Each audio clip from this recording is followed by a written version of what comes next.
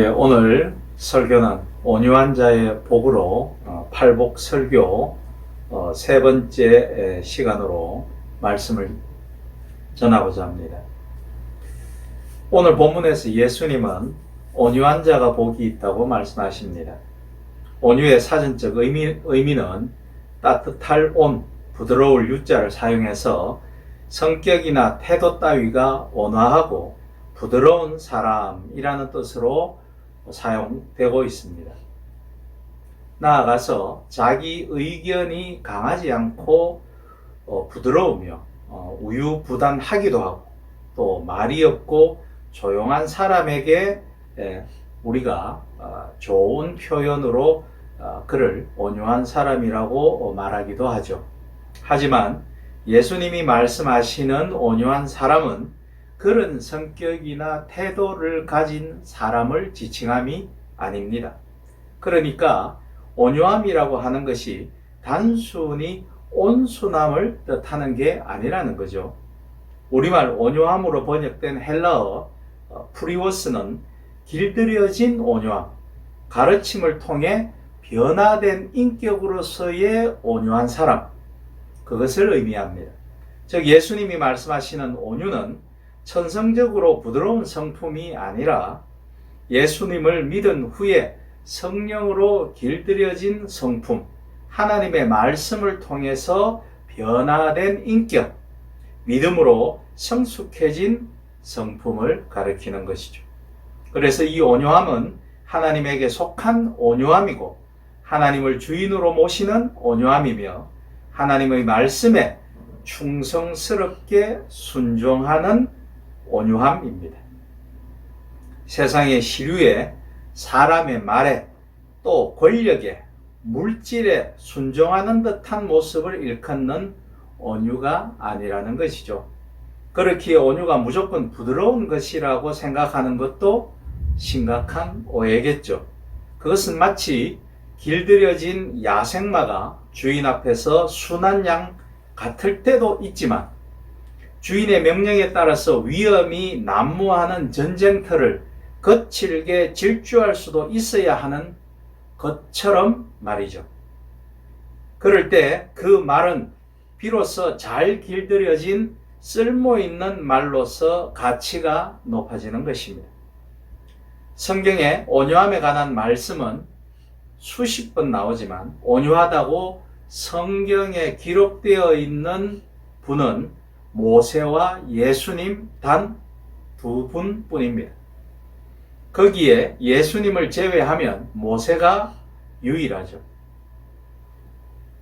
민수기 12장 3절에 기록되어 있는 바 이 사람 모세는 온유함이 지면의 모든 사람보다 더하더라 라고 되어 있는데 하나님은 모세가 이 세상의 모든 사람들 가운데 가장 온유하다고 말씀하고 있습니다.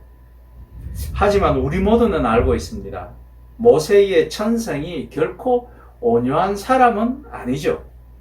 그는 애굽의 왕자로 있을 때에 자기 동족이 애굽 사람에게 핍박을 당하자 순간의 분노를 참지 못하고 그 핍박을 한 군사를 쳐 죽였던 거친 사람이었습니다.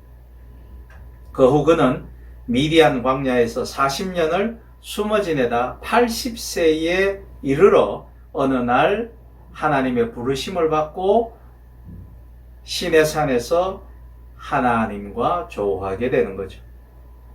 하나님은 모세가 종이 되기를 원하셨습니다. 더 이상 자기 스스로 주인이 되어 자기 마음대로 살지 말라는 것이었죠. 주인이 없는 거친 야생마처럼 제 마음대로 날뛰지 말라는 것이죠. 이제부터는 하나님의 종으로서 하나님의 뜻에 순종하며 하나님을 주인으로 모시고 살라고 하나님은 모세를 부르셨습니다. 자신의 거친 천성대로 사는 것이 아니라 성령으로 변화된 성품으로 살라는 말씀입니다. 한마디로 온유한 사람이 되라는 것이었습니다. 그 후로도 그는 마냥 온유한 사람이 아니었죠. 출애굽기 32장 19절로 20절에 기록되어 있듯이 하나님으로부터 십계명을 받아 산을 내려갔을 때 이스라엘 백성들이 금송아지 숭배로 음란과 광란의 축제를 벌이고 있는 것을 본 모세는 계명이 새겨진 돌판을 던지며 대노한 모습을 보입니다. 이 말씀만 놓고 본다면 모세는 유순하거나 조용한 성품이 결코 아님을 알 수 있습니다. 그는 화를 거침없이 표현하며 공격적인 성품을 지녔습니다. 그런데도 하나님은 모세가 세상에서 가장 온유한 사람이라고 하셨습니다. 예수님도 마찬가지셨죠. 예수님은 나는 마음이 온유하고 겸손하니 나의 멍에를 메고 내게 배우라. 그리하면 너희 마음이 쉼을 얻으리니 라고 마태복음 11장 29절에서 말씀하십니다.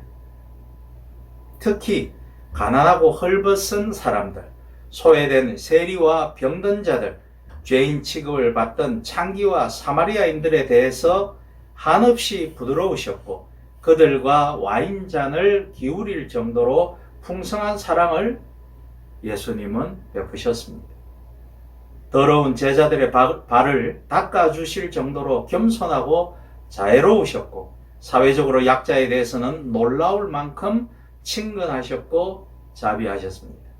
그러나 예수님도 요한복음 2장 13절로 15절에 기록된 성전 정화 사건에서 보면 예수님이 노끈으로 채찍을 만들어 양과 소를 내쫓으시고 돈을 쏟아버리시고 상을 엎으며 대노하신 것을 볼 수 있습니다. 모세와 예수님을 통해서 우리는 온유한 사람이 단순히 성품이 조용하고 부드러운 사람이 아님을 알 수 있어야 합니다. 때로는 분노할 때 분노할 수 있는 사람, 그렇다고 해서 아무 때나 화를 내거나 분노하는 사람을 말하는 것이 아니라 자기 자존심이 상했다고 해서 경쟁에서 뒤졌다고 해서 기분이 단순히 나쁘다고 해서 분노하는 사람이 온유한 사람일 수는 없겠죠. 참으로 온유한 사람은 하나님의 말씀과 뜻이 왜곡되어지거나 손상되는 삶의 현장에서 신앙이 시험받을 때, 정의와 공의가 지켜지지 않을 때, 그때 거룩한 분노를 발할 수 있는 사람이 온유한 사람일 것입니다. 온유한 사람은 거룩한 분노를 표현할 수 있어야 합니다. 불의와 부정과 혼탁한 세상을 향해서 자신의 죄를 향해서 하나님의 뜻이 도전받았을 때에 분연히 일어설 수 있어야 합니다. 그래서 일제시대에 신사참배의 강요를 당했을 때 조용히 고분고분하게 군소리 없이 신사를 향해 절했던 사람들이 온유한 사람이 아니고 영적인 사람이 아니고 경건한 사람이 아닙니다. 신사참배를 극렬히 거부하고 항거했던 주기철 목사, 손양원 목사 같은 분들이 참으로 온유한 사람들입니다. 예수님은 온유한 사람이 복이 있다고 하십니다. 왜냐하면 땅을 기업, 즉 유업으로 유산으로 물려받기 때문입니다. 그런데 하나님이 세상에서 가장 온유하다고 하셨던 모세가 자기 이름으로 된 땅이 한 평이라도 있었을까요? 이 이야기는 모두의 다시 한번 이 땅을 유업으로 받는 게 어떤 의미인지 말씀드립니다. 어쨌든 모세는 땅을 한 평이라도 물려받지 않았을 뿐만 아니라 모세는 그렇게 고대하고 그리던 가나안 땅을 느보산 꼭대기에 올라서 바라만 보았을 뿐 하나님의 명에 의해 들어가지도 못했습니다.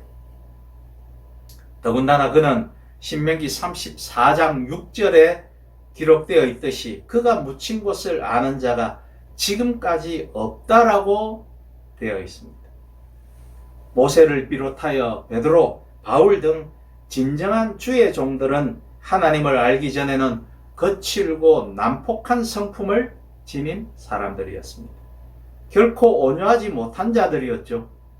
그런데 그들은 하나님에 의해 길들여졌습니다. 예수 그리스도에 의해 그들은 깨우치고 길들여졌죠. 하나님의 뜻에 자신들을 순종시킨 것입니다. 성령의 도우심으로 성품이 변화되었던 것입니다. 약하고 소외된 이들에게는 한없이 사랑을 베풀면서도 예수님을 대적하는 세력과 악의 무리들에 대해서는 거룩하게 분노하였습니다. 왜냐하면 그들은 온유한 사람이었기 때문입니다. 사랑하는 여러분, 우리 가운데 많은 사람들은 다행히도 천성적으로 온유한 성품을 가지고 있는 분들이 많습니다.